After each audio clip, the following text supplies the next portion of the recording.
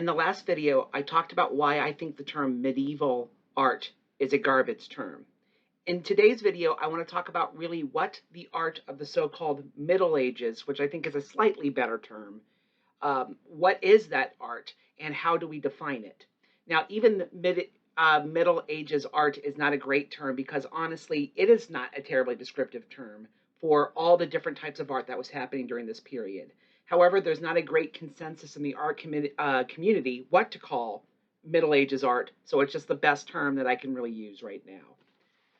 Arguably, and again, whoever you talk to might have a slightly different answer, the Middle Ages, when it comes to art, is from the fall of the Roman Empire, somewhere about 395-ish, to about 1500. And whoever you talk to might go a little bit lower in the time period or a little bit higher. You know, there's slightly different variations of what the time frame is. But roughly, we're talking about art of Europe and some of Eastern Asia during this particular period-ish. Sorry, that's the best I can give you.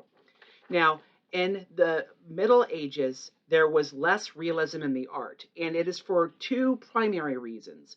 One, the focus was on faith, Christianity primarily, and the people really wanted to focus less on making realistic, perfect-looking people and figures, and they wanted to focus on God. And so they took less and less time on realism and more time on talking about those symbolic meanings behind Christian art.